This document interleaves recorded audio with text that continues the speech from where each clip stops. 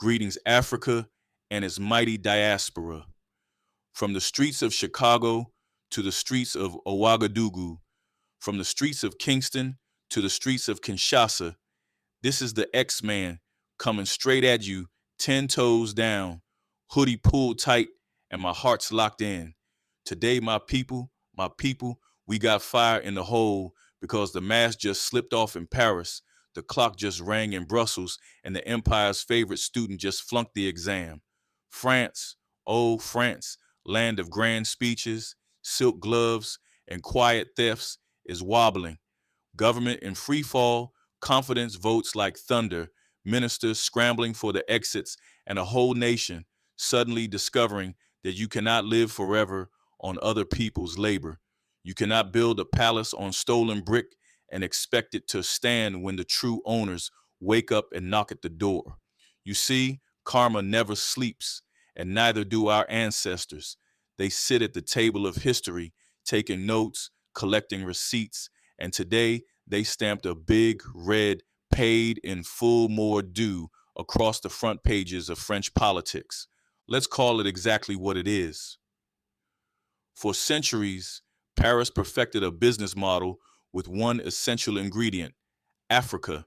The French economy could dress itself in couture and philosophy, but its oxygen tank was chained to our minds, our fields, our rivers, our reserves, our children's future.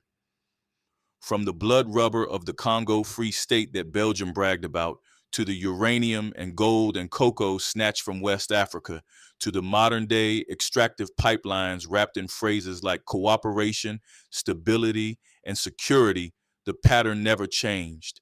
Africa feeds, France eats; Africa digs, France builds; Africa sweats, France glows.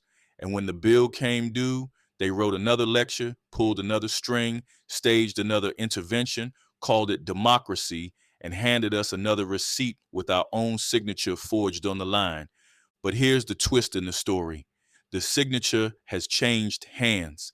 The ink belongs to the people now, and penmanship class is being taught by the AES Captain Ibrahim Traoré in Burkina Faso, Colonel Assimi Goïta in Mali, General Abdurrahmane Tiani in Niger. These brothers didn't just make speeches, they made moves. They shut the doors, turned on the lights, swept out the foreign garrisons, and wrote sovereignty in giant letters across the Sahel sky. They pulled the plug on the CFA leash. They invited their farmers to the front row and their engineers to the stage.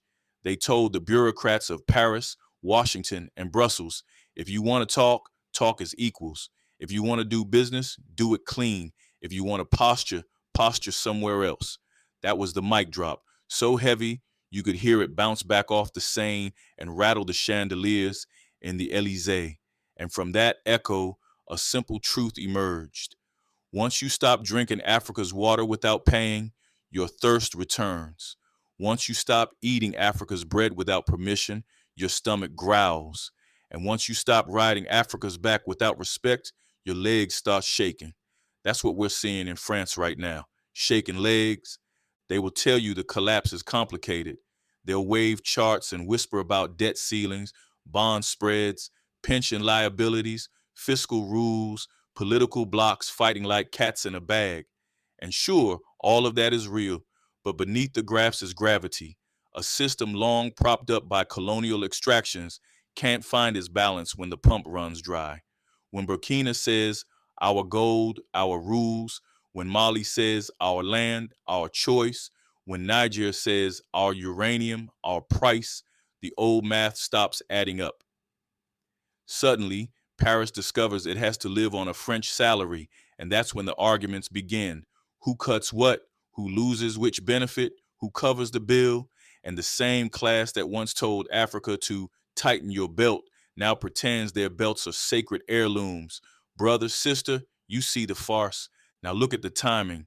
Since 2020, a year the world will remember like a scar, the French house began to creak. Pandemic shocks, energy spikes, global realignments. But 2020 is also the year Africa's new confidence started to roar. New coalitions, new currency talk, new rails, new roads, new refusal. While Paris tried to play maestro, the orchestra changed instruments. The rhythm shifted to a Sahel drum, a bricks bass line, a multipolar melody. France tried to keep the same old tune, lectures in public, pressure in private, payments in the shadows, and the band stopped following the conductor. Now the conductor blames the musicians. They're undisciplined, he says. No, maestro, they've learned a new song, and that's the geopolitics. But beneath geopolitics is something deeper, demographics and destiny. Let me talk plain. Nations like people grow old when their imagination dries up. Western Europe has fallen in love with yesterday's mirror. Birth rates falling, dreams shrinking, the future outsourced to debt and nostalgia. That ain't an insult, that's a diagnosis. When you build a civilization on extraction instead of creation, on consumption instead of cultivation, on lecturing instead of listening, your creative muscles atrophy. You forget how to grow. Then one day, the supply lines shift. The colonies say, enough. The diaspora says, we remember. The youth say, we're home. And the empire looks at the pantry and finds shelves of slogans where the food should be. That's what's choking Paris today. Not just numbers, but the moral shortfall, the soul deficit, the historical debt they stopped calculating because the interest rate was measured in dignity. Macron, let's talk about him for a second. The man can speech, he can smile, he can promise, he can warn, he can do that balancing act that French presidents learn at finishing school. One hand to Africa in friendship, the other hand signing deals with the same old clause. But the problem with tightrope walking is this. When the wind changes, you either jump or fall. He tried to walk between the old empire and the new reality. He tried to stare down the AES while whispering to foreign investors that nothing fundamental would change. He tried to soothe French voters by blaming everything on extremes and populists while presenting himself as the only adult in the room. Then the lights came up, the floor moved, and suddenly, even the polite mechanisms of the republic, confidence votes, caretaker governments, reshuffles, began to stutter like an old engine. You see, when your political machine runs on oil from other people's wells, sovereignty feels like sand in the tank. Hold up. Now, if this message is hitting your chest hard like a djembe drum, like it should, then smash that like button and subscribe to this channel and share this video across all of your social media platforms. Share this with your mama, your pops, your uncles, aunties, and all your cousins and friends. Because this ain't entertainment. This ain't TikTok or Netflix. This is Africa's revolution. And Africa needs all hands on deck. By sharing this video, this is the way you can get involved in the revolution like your life depends on it, because it does. Now, where was I? Oh, yeah. Let's talk about the French model. For decades, it wore three perfumes: finance, force, and finesse. Finance came dressed as development, aid packages that came with return policies, loans that arrived with quietly attached strings, the CFA mechanism that kept entire economies tethered to Paris even after the flags changed and the national anthem soared. Force came with tricolor ribbons on the box: peacekeeping, anti-terror operations, training missions. Yet the base maps told the truth.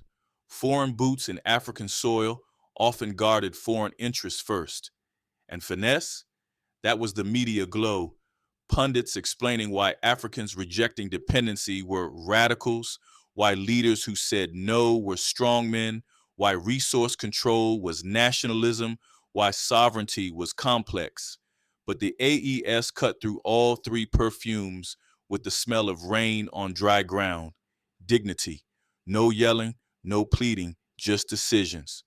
Close this base, audit that mine, renegotiate this contract, protect that farmer, invest here, not there, bring the youth in, train them, arm them to protect their homes, not to serve someone else's flag.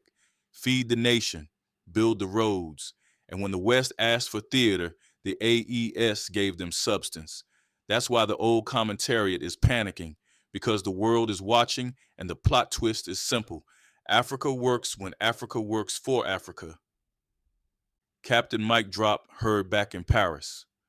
I love that phrase, and I know you heard it too. That day when the young lion in a red beret stood in front of the world and said what every grandmother had muttered over the cooking fire for 50 years, we are not begging. It wasn't poetry, it was policy, and policy has a way of bending reality to its will when it's backed by people ready to stand. Since then, the AES has moved like chess masters, coordinated border security, shared intelligence, joint procurement, aligned political messaging, and above all, a cultural revolution. The farmer and the soldier and the teacher and the engineer saluting the same flag of self-respect. That's the storm front rolling over the Sahel, and Paris is getting wet because they forgot to build a roof that can survive weather they don't control.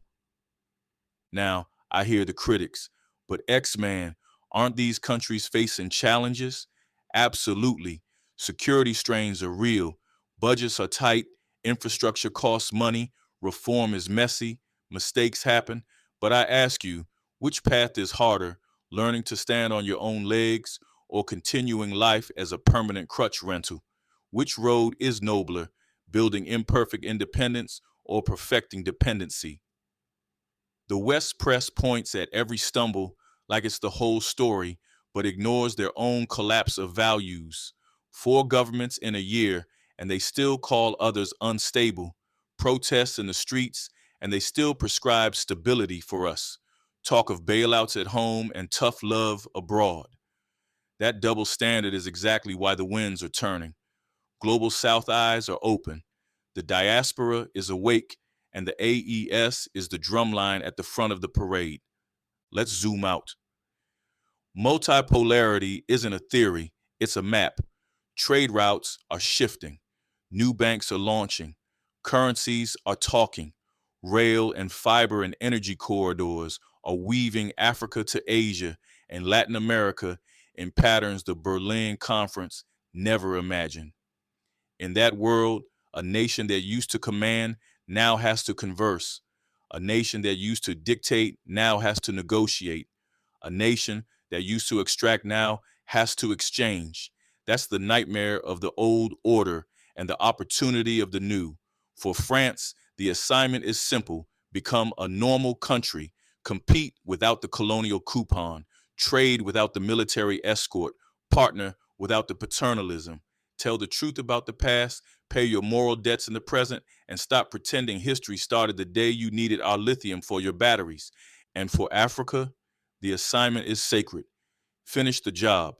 Build food sovereignty so our mothers never again stand in line for imported flour while our soil lies fallow. Build energy sovereignty so our lights don't depend on somebody else's switch. Build currency sovereignty so the price of our future isn't pegged to someone else's past. Build industrial sovereignty so the world buys our finished brilliance, not just our raw suffering. And build narrative sovereignty so our children grow up hearing our story with our heroes in their true size. When the AES secures a road, that's sovereignty. When a Burkina Bay combined harvests Sahel grain, that's sovereignty. When a Malian refinery pours the first ingot stamped made at home, that's sovereignty.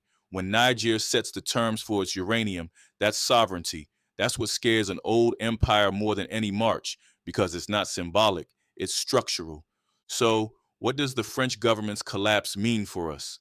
It's a warning, a lesson, and a celebration all at once. Warning: an empire that feels cornered becomes unpredictable. Expect pressure, expect propaganda, expect offers that feel like handcuffs. Lesson: the strongest institutions are built from the bottom up. Farmer to cooperative, village to province, school to factory, assembly to constitution. So when political winds blow, the roots hold. And celebration: the tide has turned far enough that the old ships are scraping the rocks. The myth that Africa needs the West to be stable is falling apart at the very moment the West can't stabilize itself. To President Macron and his friends who still speak in yesterday's voice, I'll keep it 100. You can't sanction your way out of this, you can't tweet your way out of this, and you certainly can't lecture your way out of this. If you want a future with Africa, come as equals. Bring fair prices, fair courts, fair contracts. Bring humility, not helmets. Bring respect for our dead and protection for our living. And if that's too much to ask, then kindly step out of the way. The train is moving, and the conductor speaks Hausa and Bambara and Moure and French too. But the destination sign reads sovereignty in every language. And to my people, listen close. We don't need to gloat, we need to build. Karma is handling the receipts. Our job is to handle the blueprint.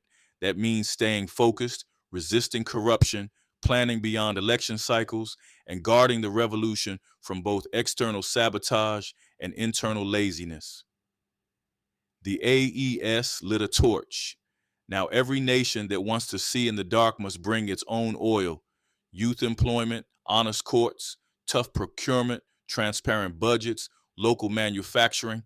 When we fall short, we correct. When we get hit, we tighten our formation. When we succeed, we don't get drunk off applause. We go back to work. Brothers and sisters, the ancestors are watching and smiling. From Sankara to Lumumba, from Nkrumah to Samari Touré, from Biko to Cabral, they are crowding the balcony of time, seeing a chapter they dreamed of. Not perfection, progress, not utopia, direction, not fantasy, focus. The French government's collapse is not our trophy, it's our reminder. The world is rearranging itself, and Africa's seat at the table depends on the strength of the chair we build. Wood from our forests, boats from our factories, cushions sewn by our hands, and a nameplate carved by our children. Africa, owner, not guest.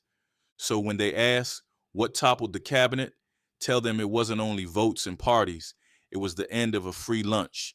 It was the echo of a mic drop from Ouagadougou that bounced off the domes of Paris. It was the AES choosing dignity and proving it feeds more people than dependency ever did. It was the diaspora turning their faces homeward and saying, "We remember who we are." It was karma tapping a wristwatch and ancestors whispering, "Stand." No sellouts, no filters, no fear. This is the X-Man signing off.